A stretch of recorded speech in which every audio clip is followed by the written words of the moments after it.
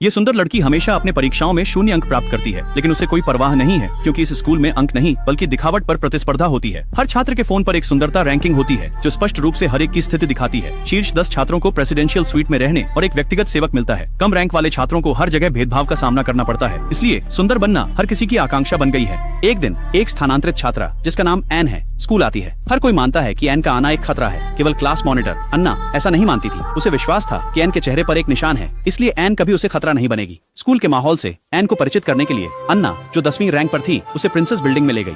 केवल शीर्ष 10 छात्र ही इस स्थान में प्रवेश के योग्य थे और अन्य केवल एक बार ही प्रवेश कर सकते थे। अन्ना ने एन को अधिक खाने की याद दिलाई। ये सुनकर एन हल्के से मुस्कुराई। उसने धीरे धीरे चॉकलेट निकाली और इसे खाने लगी। एन को चॉकलेट खाते हुए देखकर अन्ना ने सोचा कि उसे अभी स्कूल के नियमों का पता नहीं था, क्योंकि चॉकलेट में बहुत सारा फैट होता है। इसे बार बार खाना आसानी से वजन बढ़ा सकता है। इसी कारण एना ने इसका सेवन करने की हिम्मत नहीं की, लेकिन एनी को इसे इतनी खुशी से खाते देख वह खुद को रोक नहीं पाई और एक टुकड़ा खा लिया। ठीक उसी दिन अगले सुबह एना की नाक पर एक बड़ा सा पिंपल दिखा। एना इतनी डरी कि वह तुरंत घबरा गई। उसने पिंपल को निचोड़ने की कोशिश की, लेकिन अगले ही पल पिंपल फट गया। यही पिंपल उसके चेहरे पर होने की वजह से उसकी रैंकिंग घट गई। नई स्थानांतरित छात्रा एनी स्कूल की 10वीं सबसे खूबसूरत लड़की बन गई। उसने सुना था कि मिठाई खाने से पिंपल होते हैं, तो अन्ना ने तुरंत एनी के चॉकलेट के बारे में सोचा। अन्ना ने सब कुछ एनी पर दोष दिया।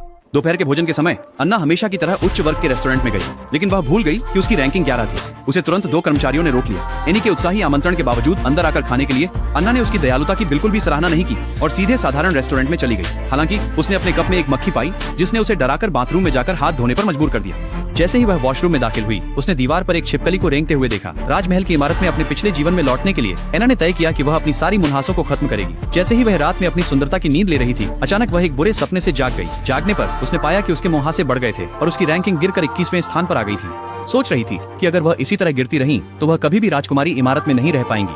उसने अपने सभी बचत को कुछ कॉस्मेटिक्स पर खर्च किया। 2 दिन बाद उसके चेहरे का मुहासे सच में गायब हो गए और उसकी रैंकिंग ने फिर से 10वां स्थान प्राप्त कर लिया। वह खुशी से राजकुमारी टॉवर में झूला झूलने गई, लेकिन अचानक एक लड़की वहां चली आई। पता चला कि इस लड़की ने उसकी रैंकिंग को पछाड़ दिया था और एना एक बार फिर साधारण व्यक्ति बन गई थी। जैसे ही प्रशासक एना को वहां से हटाने के लिए आया, एन समय पर उसे बचाने पहुंची और उसे झूला झुलाने में मदद करने के लिए आमंत्रित किया। एन के घमंडी भाव को देखकर एना की नाराजगी बढ़ गई। उसने एन को जोर से धक्का दिया, जिससे वह जमीन पर गिर गई और उसके चेहरे पर चोट लग गई। उसकी रैंकिंग को फिर से शीर्ष 10 में देख वह मुड़ी और राजकुमारी टॉवर की ओर वापस चली गई। उसे पता नहीं था कि उस क्षण एनी ने एक दुष्ट मुस्कान जाहिर की। ये स्पष्ट था कि अन्ना की हर बात एनी के नियंत्रण में थी।